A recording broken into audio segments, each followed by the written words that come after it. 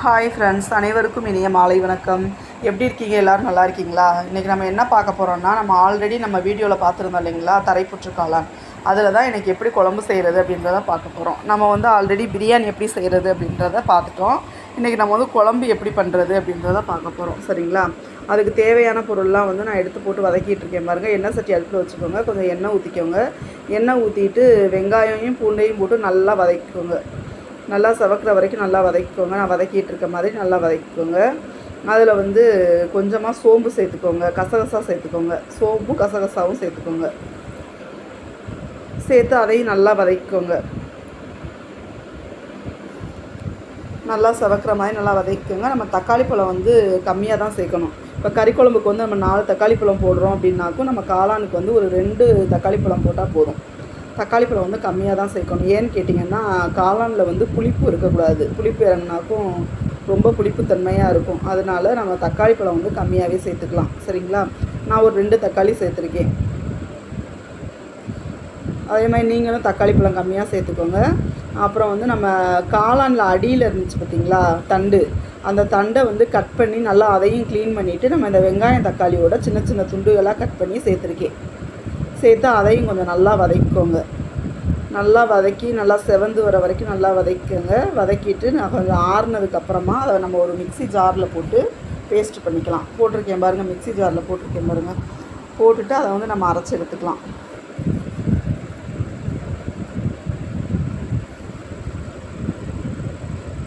பாருங்கள், இந்த அளவுக்கு கொஞ்சம் பேஸ்ட் பண்ணி அரைச்சி எடுத்துக்கோங்க. பேஸ்ட் பண்ணி எடுத்துக்கிட்டாச்சு. இப்போ நம்ம எண்ணெய் சட்டி அடுப்பில் வச்சிடலாம். அடுப்பில் வச்சுட்டு ஆயில் போட்டுக்கோங்க. ஆயில் நல்லெண்ணெய் சேர்த்துக்கோங்க. நல்லெண்ணெய் சேர்த்திங்கன்னா நம்ம நாட்டு குழம்பு இருக்குது பார்த்திங்களா, நாட்டுக்கோழி குழம்பு, அந்த டேஸ்ட் இருக்கும். அதை விட 2 மடங்கு டேஸ்ட்டாக இருக்கும் நம்ம அந்த காளான் குழம்பு.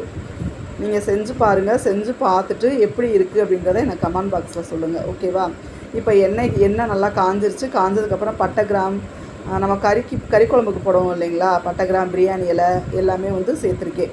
சேர்த்துட்டு அந்த பேஸ்ட்டையும் அந்த எண்ணெயில் போட்டு நல்லா வதக்கி விட்டுக்கோங்க. நல்லா அந்த பச்சை வாசனை போகிற வரைக்கும் நல்லா கொஞ்சம் வதக்கிக்கோங்க.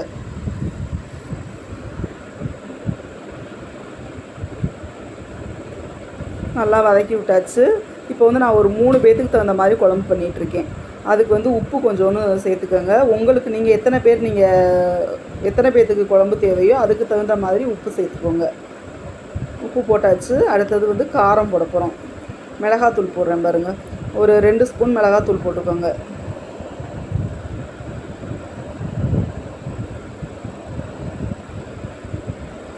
மிளகாத்தூள் போட்டுக்கோங்க. நான் காஷ்மீர் சில்லி பவுட்ரு கொஞ்சோன்னு போட்டிருக்கேன். நம்ம வீட்டு குழம்பு தூள் இருக்குது பார்த்திங்களா, மிளகாத்தூள், அதில் ஒரு ஸ்பூன் போட்டிருக்கேன். அதில் ஒரு ஸ்பூன் போட்டிருக்கேன். மொத்தம் 2 ஸ்பூன் போட்டிருக்கேன். போட்டுட்டு நல்லா வதக்கி விட்டுக்கோங்க. நமக்கு கொஞ்சம் கலர்ஃபுல்லாக கிடைக்கும். அந்த சில்லி, அந்த மிளகாத்தூள் போட்டோம் அப்படின்னாக்கும், காஷ்மீர் சில்லி போட்டோம்னா கொஞ்சம் நல்லா கலர்ஃபுல்லாக கிடைக்கும் நமக்கு குழம்பு. அதுக்காக கொஞ்சம் சேர்த்துக்கிட்டேன் நான். சேர்த்து நல்லா அந்த எண்ணெய் பிரிஞ்சு வர வரைக்கும் கொஞ்சம் நல்லா வதக்கி விட்டுக்கோங்க. வதக்கி விட்டதுக்கப்புறம் அந்த காளான் க்ளீன் பண்ணி வச்சுருக்கோம் இல்லைங்களா, நல்லா க்ளீன் பண்ணணும். ஏன்னா காளானில் மண் இருக்கும். மண் நல்லா க்ளீன் பண்ணாமல் நம்ம போட்டோம் அப்படின்னாக்கும் நெருன்னு நம்மளால் சாப்பிட முடியாது. அதனால் நல்லா க்ளீன் பண்ணி எடுத்துக்கோங்க. நான் ஒரு 4-5 டைம் நல்லா க்ளீன் பண்ணி எடுத்துக்கிட்டேன். நல்லா பாருங்கள், எப்படி பார்க்கவே எப்படி சூப்பராக இருக்குது பார்த்திங்களா. நீங்கள் செஞ்சு சாப்பிட்டு பாருங்கள். டேஸ்ட் வேறு லெவலாக இருக்கும் ஃப்ரெண்ட்ஸ். நம்ம நாட்டுக்கோழி குழம்பெல்லாம் தோற்று போயிடும், அந்தளவுக்கு ஒரு டேஸ்ட்டில் இருக்கும் நம்ம காளான் குழம்பு, தரைப்புற்று காளான் குழம்பு. அதே மாதிரி இந்த காளான் கரையவும் செய்யாது, ஆனால் சீக்கிரம் வெந்துடும். ஓகேங்களா? என்னடா முழுசாக கிடைக்க இன்னும் வேகலையோ அப்படின்னு நீங்கள் நினைக்க வேண்டியதில்லை, வெந்துடும். கரையவே கரையாது காளான். நல்லாயிருக்கும், செம்ம டேஸ்ட்டாக இருக்கும். இப்போ தேவையான அளவு நான் தண்ணி ஊற்றிட்டேன். தண்ணி ஊற்றுனதுக்கப்புறமா ஒரு மூடி போட்டு மூடிடலாம். மூடி வச்சுட்டு ஒரு 10 நிமிஷம் கழித்து பார்த்தோம் அப்படின்னாக்கும் நல்லா திக்காகிடுச்சு பாருங்கள் குழம்பு. இன்றைக்கி நாங்கள் நைட்டு சப்பாத்திக்கு நான் அந்த தரைப்புற்று காளான் குழம்பு ரெடி பண்ணி வச்சுருக்கேன். ஓகே ஃப்ரெண்ட்ஸ், நீங்களும் செஞ்சு பாருங்கள். வீடியோ பிடிச்சிருந்தால் லைக் பண்ணுங்கள், கமெண்ட் பண்ணுங்கள்.